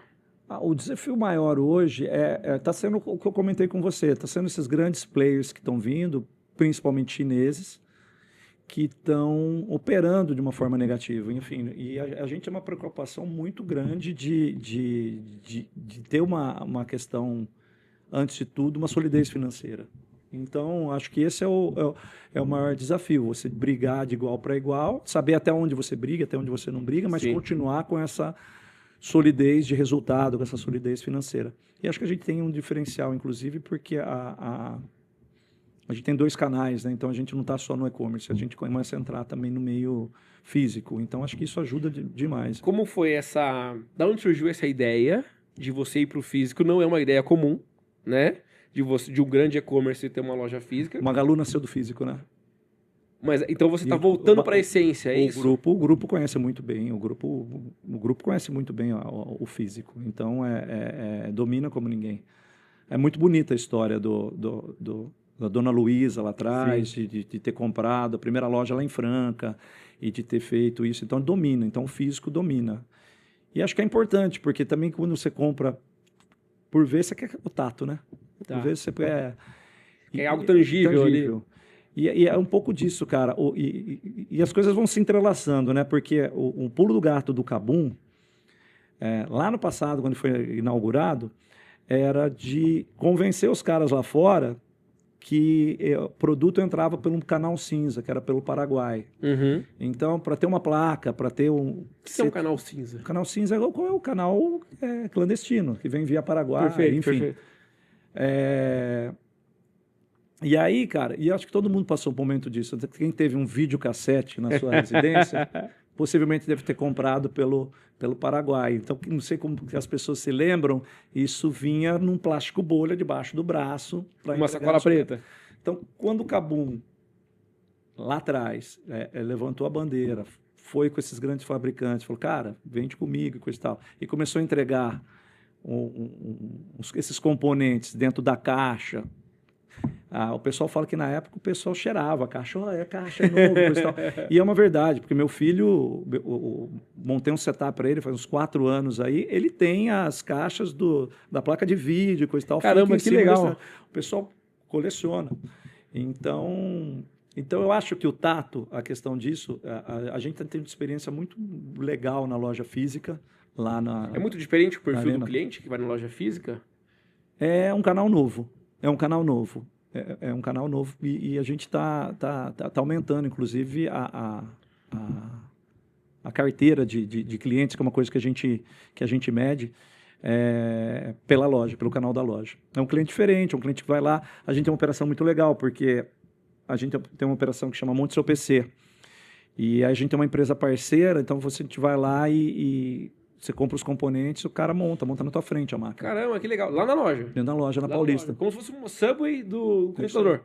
isso aí. A gente tem uma operação a gente tem uma operação no site. Que também faz Tem uma isso. ferramenta que você escolhe os componentes e ele vai te dando a opção de componente compatível, que é o desafio de quem monta uma máquina. Legal. Compatibilidade de peça. Legal pra caramba. Determinada inclusive. memória, processador não cabe com placa. Então existe uma complexidade nisso. Então a gente desenvolveu uma ferramenta, chama Monte Seu PC, que você vai montando sua máquina do jeito que você quer. E a gente vai para um parceiro nosso que faz essa montagem, eu mando para você a máquina montada, testada, com certificado e com todas as caixas dos componentes. E o mais legal, só eu vou ter essa máquina. Só você. Que bacana. É isso. Do jeito, você monta ela do jeito que você quer, com a configuração que você quer. Fabiano, como é que você vê a sua... Você está com 54. Como é que você vê a sua vida quando você chegar aos 60 anos? O que você espera do mundo nesses próximos anos? Deixa meus filhos escutar, mas eu queria um neto. Você acha que vai ser mais um ponto de pretaninha? Ah, não sei, cara. Eu torcendo pro Guarani, tá bom? Eu queria ter uma neta, sinceramente, mas o que vier tá beleza. Eu queria sempre ter filho homem, mas acho que hoje eu gostaria de ter uma neta, até pelo apego, mulher ser mais apegada com o homem, enfim, ser mais próxima. Isso é uma verdade. Então, cara, eu me vejo ainda, cara, assim, no mercado. Acho que a gente vai passando por processo de evolução, então não me vejo na mesma energia de estar, que nem o Antônio, que é um gerente meu que eu tenho lá em Viana, de estar tocando a operação e coisa e tal. Mas eu vejo muito de poder olhar, pô, vamos para cá. Uma questão mais estratégica. De estratégica, A intensidade do seu trabalho no dia a dia hoje é menor do que a de 10 anos atrás? É menor. Menor? É intensa também, mas é menor. Ou seja, você pra pretende chegar, gradativamente dar uma diminuída no ritmo. No ritmo de tensão, eu digo. É de executar, de ponderar muito a questão pessoal e trabalho. Então, ser intenso, ser o momento que você está dentro da empresa. E fora também você conseguir Você tem essa dificuldade? Sempre teve, né? Sempre? Quem é da logística sempre teve um pouco disso, né? Hoje ela é mais regrado, mas eu cuidei de operações que eram in-house, né? Então eu tinha, dentro da própria Coinegro, eu tinha operações que eram dentro dos clientes e fábrica. Então você imagina, eu estou dentro de uma Unilever, tive uma parada de linha porque um operador meu teve algum problema. Então os contatos eram interruptos 24 horas, à noite, às vezes de dia. Então, eu cuidava... Dentro de casa isso atrapalhava? Não, nunca tive problema com o André. André sempre respeitou muito a minha questão pessoal. A gente sempre foi muito parceiro nisso. Quando ela estava com algum projeto, alguma coisa, eu suportei e ela me suportou quando teve isso. Então, sempre foi parceiro no sentido, tô com uma proposta, vamos para Brasília, quando eu estava na DHL, vamos para Brasília como gerente. Eu com o Eduardo recém-nascido, André, vamos. Então, ela sempre foi... Caramba, que legal. Sempre foi muito, muito parceira nisso. Um time, praticamente. Cara, se eu hoje alcancei onde eu tô, é por causa da minha estrutura, por causa da André, que sempre foi meu ponto de equilíbrio aí.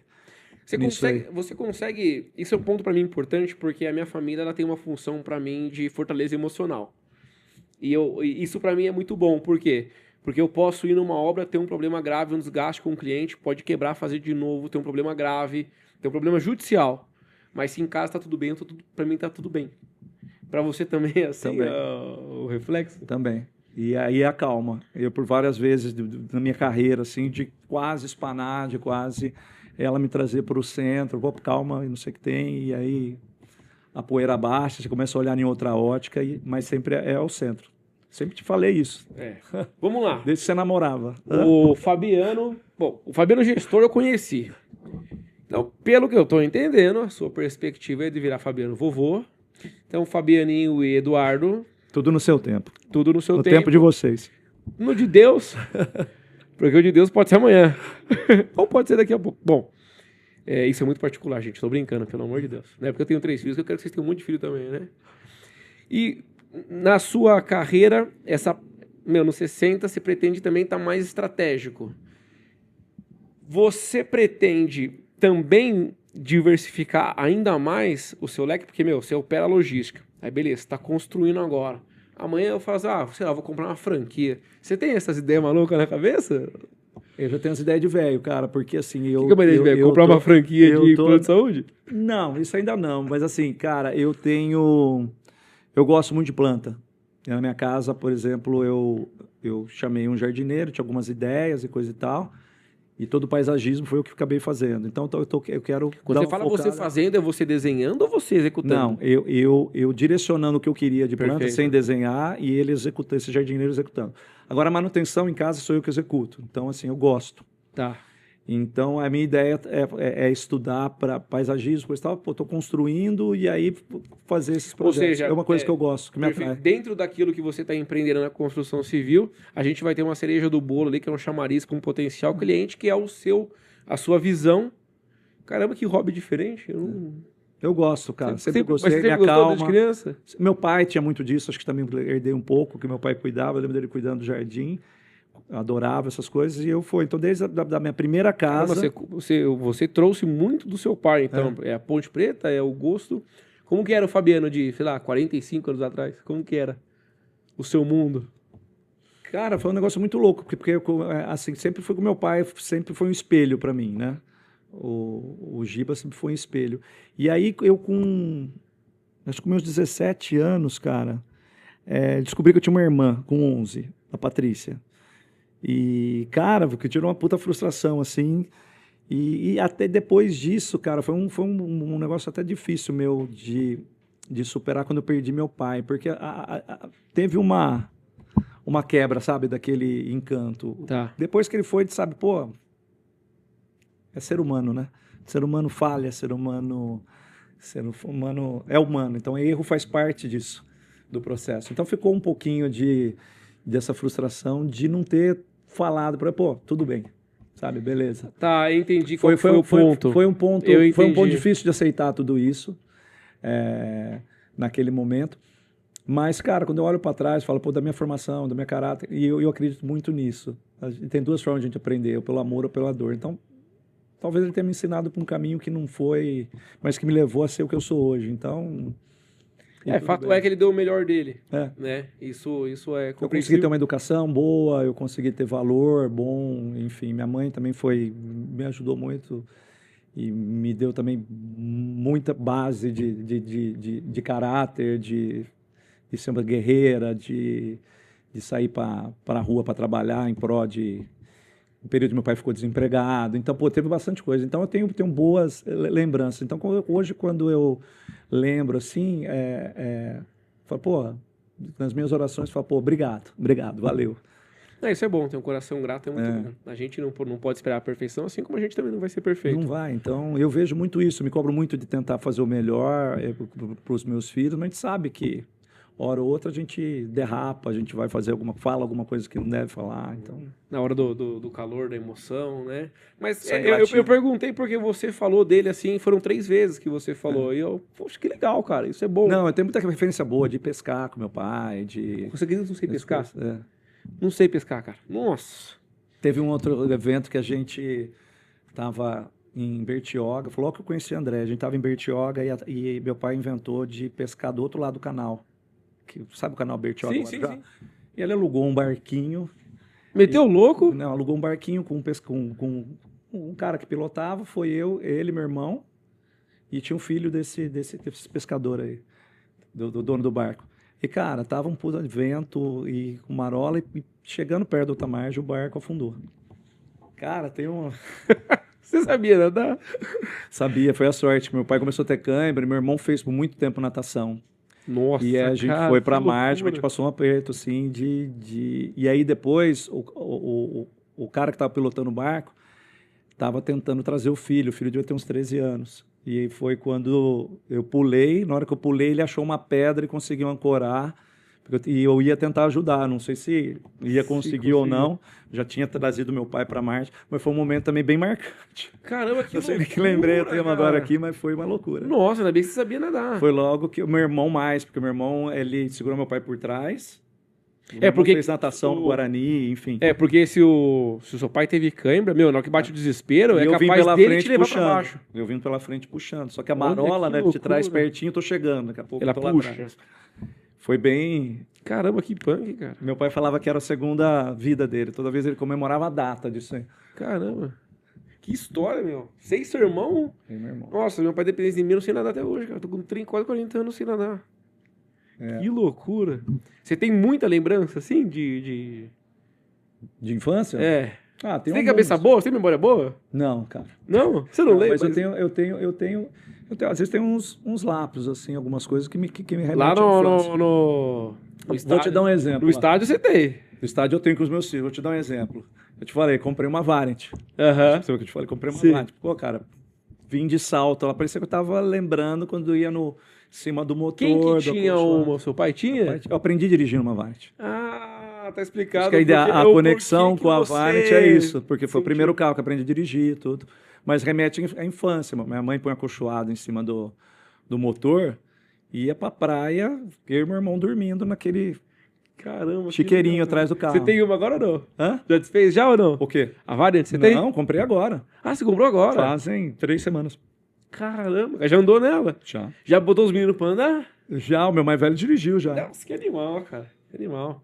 Pô, Fabiano, que legal, cara. Eu tenho um monte de dúvida, cara. Eu tenho um monte de dúvida. Mas calma aí, senão ele vai cortar a gente aqui. Manda bala. Eu que acho que tô saindo muito do que... Não. É porque assim, eu gosto da questão operacional, eu tenho muita dúvida, porque eu sou muito curioso de natureza. Mas eu fico pensando assim na cabeça do ser humano. Se você fizer assim, se a gente fosse fazer um filme aqui, escrever uma história do Fabiano, um filme, contando a sua história. Qual que seria o momento mais difícil que você passou na sua vida? Pandemia. Profissional. Pandemia? Pandemia. Como é que foi a pandemia pra você? Profissionalmente falando, cara, foi um movimento assim... antes do lockdown, não sei se você lembra, teve uma... Eu lembro claramente. Antes, quando estava falando disso, dentro da operação, falou assim, corta tudo, a gente pode parar, pode fechar o CD, pode ter uma ordem de todo mundo ir para casa e coisa e tal. E Você já estava na Kabum. já estava no Kabum. E aí a instrução foi, a demanda despencou de venda, despencou. E eu alinhado com os antigos donos, fiz uma redução drástica lá, reduzi quase 30% do quadro, porque não estava tendo demanda. Uhum. E foi a demanda ter passado isso, acho que na semana seguinte caiu um Explodiu. pedidaço assim, de notebook. Um pedido de quase 1.000 notebooks caíram de uma empresa para a gente. E a partir daí virou um inferno, porque daí explodiu o e-commerce, então a gente tem uma pressão muito grande de pôr os produtos, que a grande parte era importado para dentro de casa, com um risco de...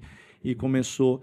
E aí, cara, você fazer tudo no virtual, a grande parte. A operação de Viana rodou todo o período. Graças a Deus a gente não teve Ou seja, um óbito você teve nesse que período. encher o estoque com a galera trabalhando de casa. Não.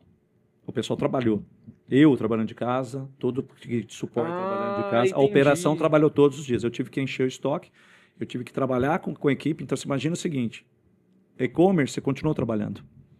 O e-commerce não parou. O e-commerce segurou o rojão. O varejo, porque tinha restrições de loja. O Magalu deu o pulo que deu no e-commerce na pandemia. Na pandemia, porque as lojas fecharam.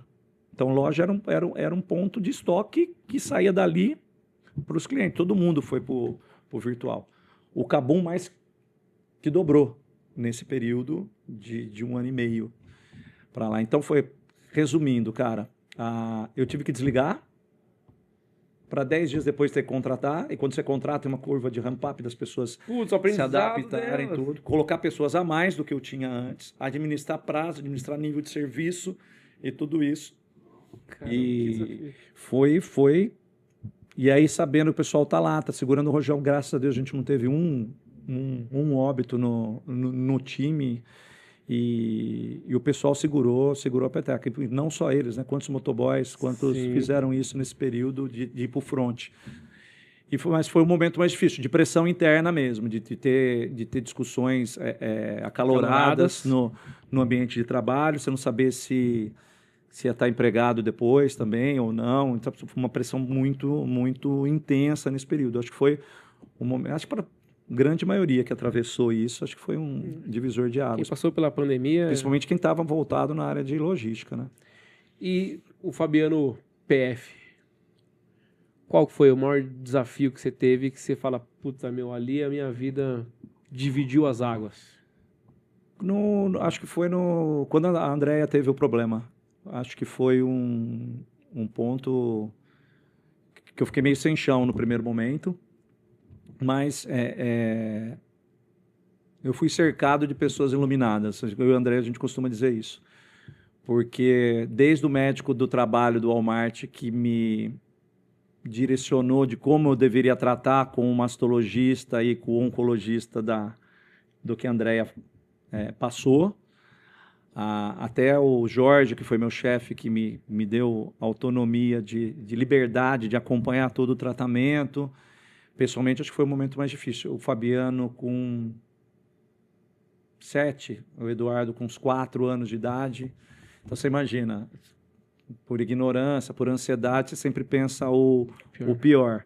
Então, foi um momento de aprendizado. Aí não há ansiedade que você tem que pôr a bola no chão, você sabe que você não vai apertar um botão e que não vai curar, que tem um processo que você tem que seguir. Foi, assim, um aprendizado. E acho que teve um fortalecimento também como casal, como família, enfim. Meus filhos tiveram uma reação maravilhosa do Fabiano chegar a cozinhar com 7 anos de fritar um bife, de coisa e tal, e de apoiar. Então foi um movimento que acho que conectou mais ainda a gente. Se você encontrasse com uma família que recebesse essa notícia hoje de uma doença tão dura quanto essa, qual que seria o seu recado para essa pessoa? Bola no chão. Corre com as questões de tratamento, bola no chão, porque cada caso é um caso. Então, e etapas vão ter que ser passadas. Então, uma das coisas que fizeram até parte dessa cura depois, sabe, de ajudar. Então, a Andrea acaba ajudando muitas pessoas que passam por isso. Apaga o telefone da Andréia, liga para a Andréia. Ah, não, vai acontecer isso, toma tal remédio, vai melhorar seu enjoo, coisa e tal. Então, essa troca depois, a gente teve pessoas muito iluminadas que nos ajudaram nessa época que a gente passou. E a gente acaba ajudando algumas outras pessoas. Eu estou com um caso dentro da empresa de um marido de uma colaboradora que não está nem no meu time, que está com tumor de mama. Então, um homem que está... E ele está passando por todo o tratamento. Então, de poder trocar com ela, vai acontecer isso aqui, ó. Tem isso, calma aqui. E ela é homem mais chorão, né? Que mulher. Então, por um homem estar passando por isso, tem uma questão de, mulher é muito... A André sempre foi muito serena, sempre foi muito forte em todo o processo que aconteceu. Então, quando ela me contou isso, calma. Porque ela é intensa no trabalho, ela é uma puta de uma esposa, né, companheira, essa pessoa que eu estou falando, e por incrível que pareça, cara, o médico falou, é um casal que já estava casados há 3 a 4 anos, tentando engravidar, e o médico falou que teria uma probabilidade de ele não conseguir ser pai depois do tratamento de químio. E ela engravidou antes do primeira Caramba! Químio. Então foi um negócio maravilhoso, assim, de falar assim, é Deus que tem, independente de crença. Então essa ajuda, cara, por eu ter passado por isso, o lado copo cheio disso daí é poder ajudar pessoas luz hoje, na vida de acalmar pessoas que estão nesse processo, entendeu? Cara, esse assim, de tudo que a gente conversou, talvez seja a cereja do bolo. Porque essa é a ideia do nosso projeto. É de você ser luz na vida de alguém que está passando pelo que você passou, né? E eu costumo falar da pandemia, que existe uma fórmula matemática para você poder calcular o tamanho do seu sofrimento. Você conhece essa fórmula ou não? Não. É uma fórmula matemática. Se você gostar de conta, fica fácil. Por um exemplo, você pega o tamanho da sua dor, divide pelo conhecimento sobre o todo, o resultado que der vai ser o tamanho do seu sofrimento. Então, por exemplo, eu trabalho com vendas. Eu estou atendendo 10 clientes. 5 desistem. Então, é a minha dor, que é 5, dividida por 10, que é a quantidade de cliente. O meu sofrimento é 2. Então, vamos lá. Pandemia. Na pandemia, a gente passou por um momento muito duro. Nós tínhamos 17 obras em andamento. Todas com preço fechado. O que aconteceu com o preço das coisas? Inflacionou, eu estava construindo nessa época. A tudo. A barra de ferro, que era de R$ 28, foi para 92. A gente pegou um prejuízo de perto de 2 milhões de reais. Eu com 30 e poucos anos, com 3 filhos. Difícil? Difícil. Duro, duro. Quando eu olho para o lado, eu vou para o conhecimento do todo, eu tenho um filho que perdeu um pai. Eu tenho uma esposa que perdeu um marido. Dá para piorar. Eu tenho mãe que perdeu um filho. Então, quando a gente olha para o conhecimento do todo, a gente vê que o nosso sofrimento é menor, né? E o fato de pessoas como vocês poderem expor isso numa câmera, numa roda de amigos, você aumenta o conhecimento do todo daquele que está sofrendo. Automaticamente, você diminui a dor dele. Então, essa que é a função. Cara, eu acredito muito nisso, cara. Eu acredito muito nisso. Vou te dar um exemplo aí de um programa que a gente faz dentro da empresa lá, que eu acabei levando por um amigo meu, Neto. A melhor pessoa de recursos humanos que eu conhecia até hoje. Virou um amigo pessoal meu. A gente faz um programa dentro da empresa, dentro da minha área, que a gente chama de Lobby da Tribo. E aí a gente se junta numa mesa aqui com 10 pessoas. Um é lá do recebimento, aí sentou a outra que é da expedição, tem alguém de inventário, tem alguém que é do administrativo, enfim. E a gente senta nessa mesa para falar de vida. Eu não estou falando aqui de nada do trabalho. E a tônica é falar o mínimo de trabalho. E aí a gente começa a falar da jornada de cada um. E a gente começa a falar de tudo que a pessoa passou. Brasil, é incrível assim que você escreve um livro de problemas e situações que essas pessoas passaram. E aí você fala assim, cara, dentro do ambiente, assim, o quanto de mulheres que sofreram algum tipo de assédio por padrasto, por pai, por alguém desconhecido, o tanto de pessoas... Eu tive um caso de uma pessoa que viu o pai matar a mãe. O pai foi preso.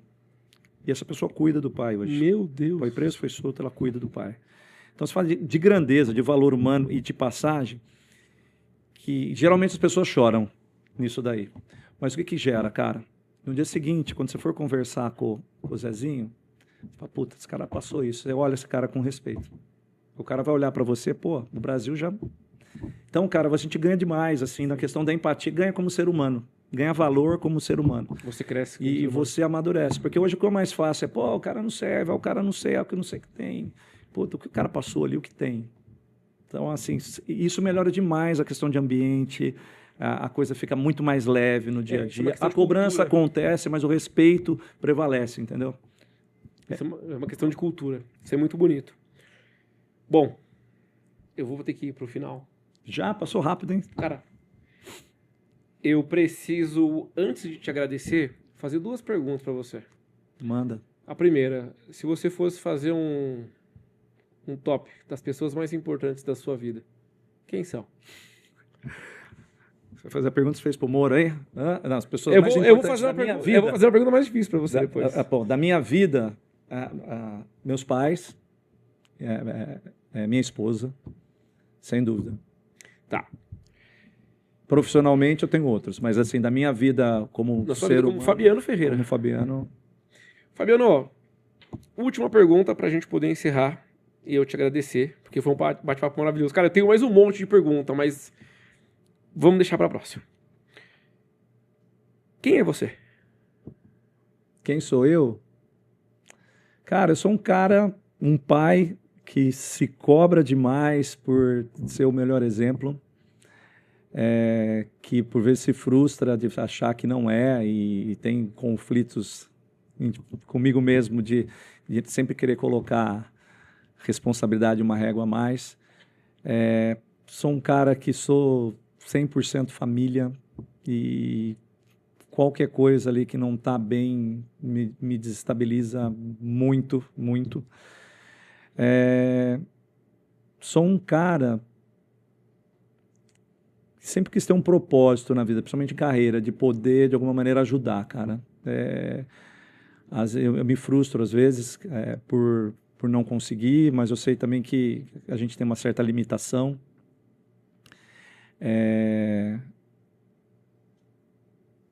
Acho que sou um cara que tem medo de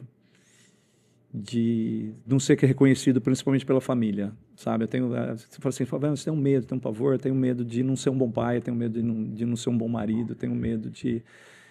Eu prezo muito isso, cara. Então, você tem a minha maior insegurança, ela parte dentro de casa. Assim. Então, eu sempre procuro fazer o melhor, sempre procuro estar do lado, sempre procuro ter boas memórias. Acho que errei muito na vida, porque a gente fala, a gente é meio latino, italiano, por vezes.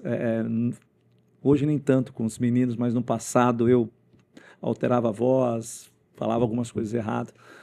Mas é um cara que sempre está buscando melhorar, cara. Acho que sou um cara muito disso, de tentar evoluir. Acho que a gente está aqui para evoluir. Eu acredito muito nisso. Às vezes a gente acha, será que eu estou no caminho certo? Será que eu não estou? Um dia eu vou saber, né? Mas sempre procurar crescer. Acho que eu sou um cara assim, acho que se tem um termo, inconformado. Acho que esse é o termo. Você conhece algum... Você está casado há quanto tempo? Eu estou casado há... Sábado agora, 24 anos. 24 anos. Você tem... Domingo. Você tem mais de 50 lembranças com seus filhos? Passeios, brincadeiras? Tenho, lógico, tá? tenho. Mais de 50. Você conhece algum mau marido que tenha 24 anos de casado? Não conheço. Algum mau pai que tenha tantas lembranças com os filhos? Não. Não se preocupe Obrigado. com isso. Não se preocupa com Boa isso. ótica. Porque você é um ótimo pai. Você é um ótimo marido. O que vocês passaram numa doença não é para qualquer um passar. E Deus, de repente, colocou isso para que vocês sejam luz na vida de outras pessoas. Não só como alguém que superou uma doença, mas alguém que superou uma doença junto, né? Nesse mundo de hoje, onde as pessoas pouco querem compromisso, alguém completar 24 anos de casada é praticamente um troféu. É um troféu. Eu concordo, porque não é fácil casamento hoje está tão banalizado, né? A coisa é muito a resiliência, as coisas assim, porque não é mil maravilhas a todo momento, né? E não. Você ser resiliente estamos juntos nessa e vamos junto. Mas acho que é o segredo. Se eu tenho um segredo para dar de casamento, é justamente isso, a gente não pode ser âncora na vida dos outros, não pode ter alguém do nosso lado que seja âncora. Quando o propósito é de crescimento mútuo, aí a coisa vai, porque quando um esmorece, o outro puxa e vice-versa. Eu também tive momentos que eu esmoreci e a André me puxou. E a raiz esteve forte ali. É isso aí. Fabiano, quero te agradecer. Cara, Pô, pra mim foi uma honra imensa. Não imaginava que o papo ia seguir tão... Cara, as horas passaram rapidamente. Legal. Então, assim, sinal que a gente precisa conversar mais. Você tem muita experiência, você precisa que as pessoas vejam isso, não só dentro da sua rotina, da sua família, mas o mundo está sedento pelo conhecimento que você tem, pelo exemplo que você pode dar. Brasil, Luiz, eu não sou perfeito, eu sei que você não é, e eu também não sou. E aquele que era pregaram na cruz. Mas um pouco que a gente puder ajudar o próximo é muito para o mundo que falta muito. Acho que é isso que é o propósito da gente aqui, né? Se ajudar e ser ajudado.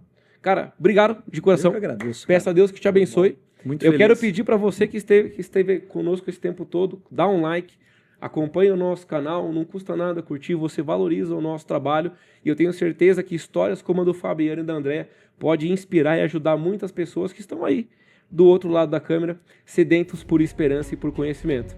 Um forte abraço e até mais.